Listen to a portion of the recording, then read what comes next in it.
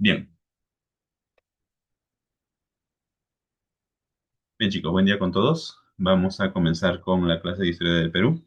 El día de hoy estamos con el primer tema del cuarto bimestre, ¿ya? En el curso de Historia del Perú, ¿ya? Bien. Entonces, vamos a continuar, ¿ya? Vamos a continuar con los temas que hemos venido avanzando, ¿ya? Habíamos visto, por ejemplo, ¿no? Pues los últimos, bueno, el último tema que vimos, ¿ya? En Historia del Perú fue sobre la era del guano, ¿ya? Fue sobre la era del guano. Y recordemos que en esta época el Perú va a tener una cantidad considerable de ingresos, ¿ya? Ingresos que en un principio no había tenido, ¿ya? Ingresos que van a significar, ¿ya? Van a significar una oportunidad que lamentablemente el Perú no va a saber aprovechar, ¿ya? El Perú no va a saber aprovechar esta oportunidad, sino por el contrario, va a desperdiciar esta oportunidad, ¿ya? ¿A qué oportunidad nos referimos? Pues nos referimos a la oportunidad de poder industrializar el país, ¿no? ¿En qué sentido? Obviamente que con el guano ingresa una cantidad importante de dinero que lamentablemente no va a ser invertido en no va a ser invertido, pues, ¿no? En desarrollo, ¿no? En la adquisición de máquinas, ¿no? En la educación, ¿no? ¿No? Para poder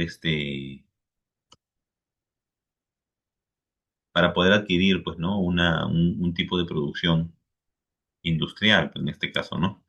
Que era la tendencia en ese momento. Entonces, a esta época se le va a conocer con el nombre de prosperidad falaz, ¿ya?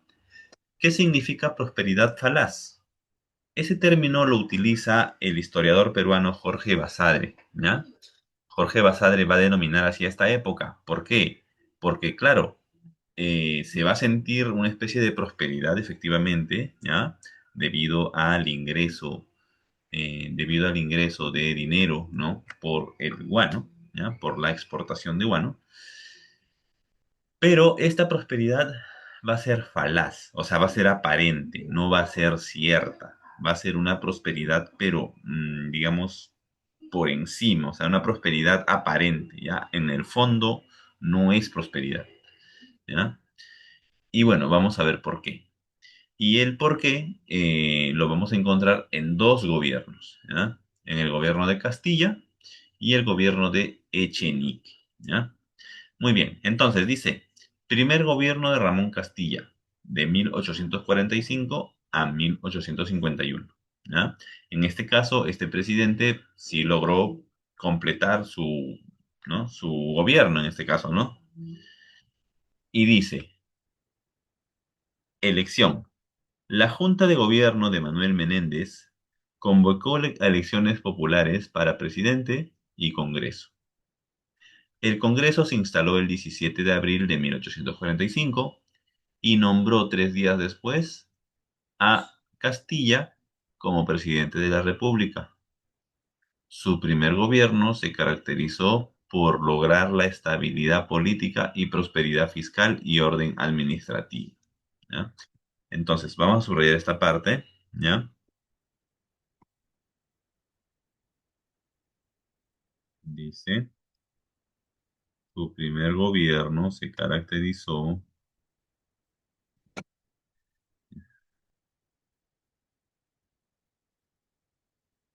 mm, Ya. Entonces, dice que su primer gobierno se va a caracterizar, ¿ya? Por, bueno, en este caso la estabilidad, ¿no?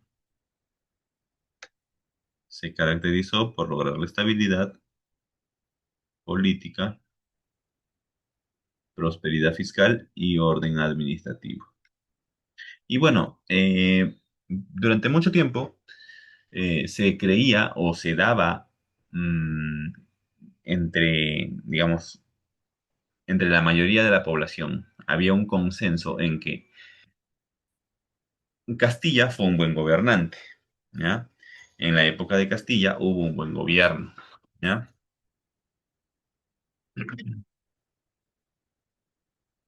Y digo que se va a creer porque en realidad eso no va a ser así, eso no va a ser así, ¿ya?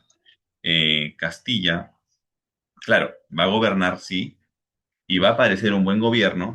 ¿Por qué? Porque en esta época, por el ingreso del guano, ¿ya?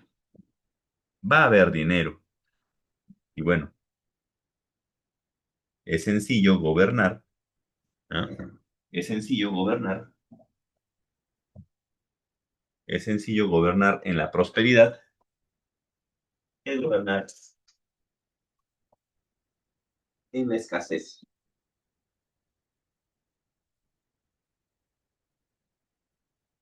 Ya, un momento, chicos.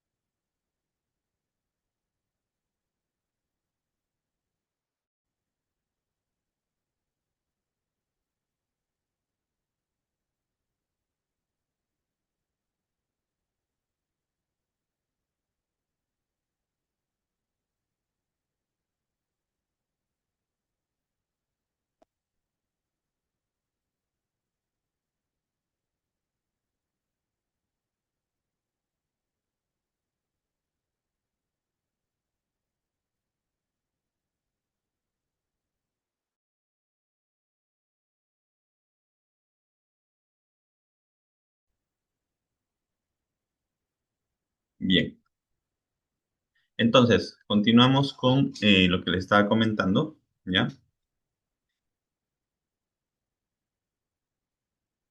Ya, muy bien. Entonces, continuamos con lo que les estaba comentando, ¿ya? Eh, Se creía que Ramón Castilla, ¿ya? Había tenido un buen gobierno. Y como les comentaba, en efecto, se percibía un mejor gobierno porque habían recursos, ¿no? Había dinero. Entonces, es por eso que se cree que Ramón Castilla fue un buen gobernante. Entonces, vamos a ver algunas características de su gobierno, ¿ya? Aquí hay algunas cuestiones personales, ¿ya? Ramón Castilla nació en Tarapacá. Recordemos que Tarapacá en este tiempo va a ser territorio peruano, ¿ya? Después de la guerra con Chile, Perú va a perder Tarapacá, ¿ya? Entonces, Ramón Castilla nace en Tarapacá en 1797. Su origen no era aristocrático ni acomodado. Su padre fue un pequeño minero criollo o mestizo, perdido en los arenales del sur, dice, mientras su madre descendía por línea materna de uno de los caciques de la región de Tacna. Sin fortuna personal, ajá, esto sí creo que es importante subrayarlo, dice, sin fortuna personal ni virtudes de ideólogo, logró su ascenso en la escena política como mediante la carrera militar. ¿Ya? Él es un militar, ¿ya? Y ¿ya? Va a lograr ascender, ¿ya? Pero no porque se caracterice por su inteligencia, ¿no? Sino porque supo rodearse de intelectuales, a quienes premiaba con viajes, nombramientos y pensiones. Y claro, ¿por qué podía hacer todo eso? Porque en su gobierno, ¿ya? Va a haber dinero, ¿ya? Muy bien. Dice, su gobierno. Su primer periodo, Ramón Castilla tuvo dos gobiernos, ¿ya? Durante el primer gobierno, dice, eh, su primer periodo se va a caracterizar por la reorganización nacional, ¿ya? Reorganización nacional. Auge financiero. Recordemos que en este tiempo el ingreso que va a tener el Estado peruano es por la venta de guano, ¿ya? Dice, políticamente se dan las grandes discusiones entre Bartolomé Herrera, que defendía la tesis de la soberana inteligencia, y los hermanos Gálvez, con Benito Lazo, que defendían la tesis de la soberanía popular. Ya, muy bien. ¿A qué se refiere esto que dice aquí? Miren, políticamente se dan las grandes discusiones entre Bartolomé Herrera y los hermanos Gálvez. ¿Quiénes son estos personajes? Bueno, estos personajes son intelectuales de esa época, ¿ya? Que discutían sobre cuál era la mejor forma de gobernar el Perú. Bartolomé Herrera creía, ¿no?, en que el gobierno debe ser inteligente, ¿ya? De que los gobernantes deben tener, digamos, deben ser intelectuales, ¿no? Que sepan con su razón dirigir de la mejor manera el gobierno, bueno, en este caso del Perú, ¿no? Los hermanos Galvez, por el contrario, creían que la democracia, ¿ya? La sociedad peruana como democracia tenía el derecho a decidir quién los gobernara, ¿no? En este caso, mientras el gobernante tuviera acogida popular, ¿ya? Tuviera, digamos, apoyo popular, puede seguir gobernando, ¿no? Entonces, ¿por qué les menciono esto? Porque, bueno, aquí en el texto mencionan que en esta época del primer gobierno de Castilla se están dando estas grandes discusiones, ¿no? Entre Bartolomé Herrera y los hermanos Calves. Muy bien, dice, obras. En el gobierno de Castilla se da el primer presupuesto, ¿ya? El 27 de marzo de 1848 fue promulgado, ¿qué cosa? El primer presupuesto de la República. Nunca antes se había hecho esto, ¿ya? Ya, y ese primer presupuesto era de 5.963.361 pesos, ¿ya? Ah, bueno, 5 millones, esos eran egresos, ¿eh? Y 4 millones como ingresos anuales. Ahora, pero miren, ¿eh? A ver, yo les hago una pregunta. ¿Qué es mayor, 5 millones o 4 millones? Mayor es 5 millones, ¿verdad? ¿No? 5, 4, ¿no? Ahí saquen su cuenta. Obviamente, mayor es 5 millones. ¿Y qué pasa? Dice, 5 millones eran los egresos. ¿Qué significan egresos? Egresos son los gastos. Ingresos son ¿no? Son lo que tú tienes, ¿no? Lo que es, digamos, el dinero que tú obtienes, ¿ya? Y si tú gastas más de lo que tienes, obviamente que no es saludable, ¿no? No es saludable, ¿ya? Eh, si tú gastas más de lo que tienes, obviamente vas a ser un país endeudado, ¿no? Claro, o sea, gastaban 1 millón de más, ¿no? Gastaban 1 millón de más, ujú, efectivamente. Pero para esta época se hace el primer presupuesto de la República, ¿ya? 5 de marzo de 1848. La renta del salitre, dice, los grandes yacimientos de salitre de Tarapacá eran utilizados en pequeña escala en pequeña escala en el coloniaje para la fabricación de la pólvora. Intensificada su exportación durante el gobierno de Castilla, la explotación de las salitreras rindió 1 millón de toneladas al año, dejando apreciables ganancias al erario nacional. De este periodo podemos decir que inicia con la Casa Gibbs. La Casa Gibbs viene a ser unos inversores, ¿ya? Que se van a encargar de la explotación del salitre, ¿ya? Entonces, en este caso nos dicen que el salitre era usado para la fabricación de pólvora. ¿Y para qué era la pólvora? Pues principalmente la pólvora era para fabricar dinamita. Y esa dinamita se usaba, pues, ¿no? Para obras públicas, ¿no? Para abrir caminos, ¿no? Para la minería también, por ejemplo, ¿no? Ya. Entonces, En el gobierno de Ramón Castilla se da la renta del salitre, o sea, se le paga a esta casa para que explote el salitre y esta casa, de las ganancias que obtiene, le da una parte al Estado peruano. ¿Ya?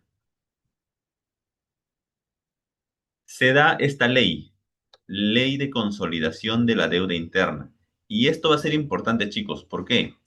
Porque en lugar de aprovechar los recursos del guano para industrializar el país, lo que se hizo fue pagar deuda. Deuda interna. ¿Qué significa esto? Que dentro del Perú habían familias ricas, ¿ya? Que en el momento de la independencia van a financiar, ¿ya? Las tropas de San Martín. Y no solamente San Martín, sino también Bolívar, ¿no? Van a financiar la independencia.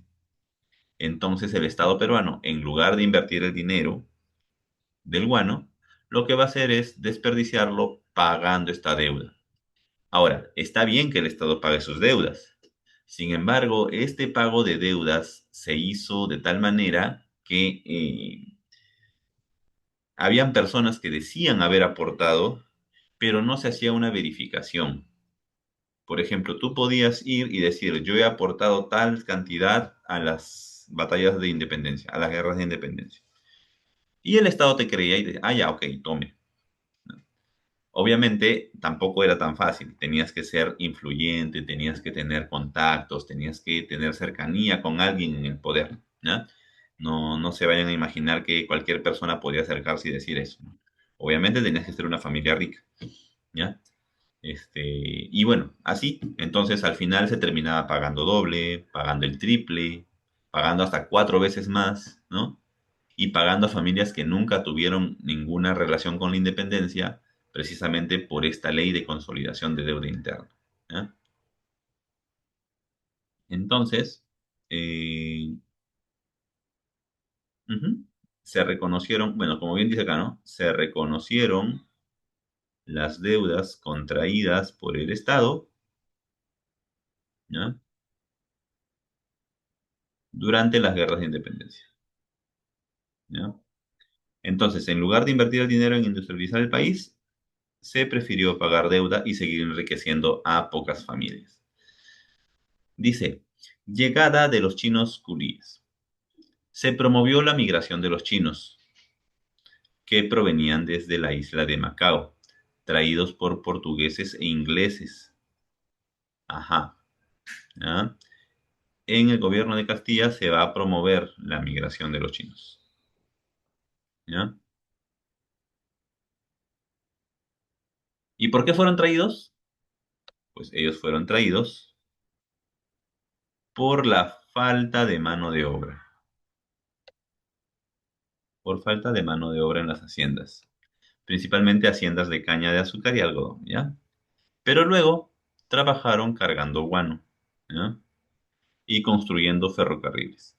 Al cumplir su contrato de 8 años, la mayoría de los chinos se retiraba a los pueblos y ciudades para dedicarse a pequeños negocios, principalmente de venta de comida. Ajá, en esta época los chinos, claro, eran traídos como una especie de esclavos, pero no era una esclavitud así per se, o sea, no era una esclavitud así como tal, ¿no? Era un tipo de trabajo, ¿ya? Que ellos tenían que cumplir por 8 años. Pasados esos 8 años, ellos tenían la libertad de poder decidir qué hacer, ¿ya?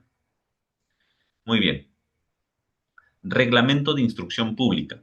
Ajá, aquí se empieza a dar un poco más de importancia al tema educativo, ¿ya? Al tema de la educación, ¿ya?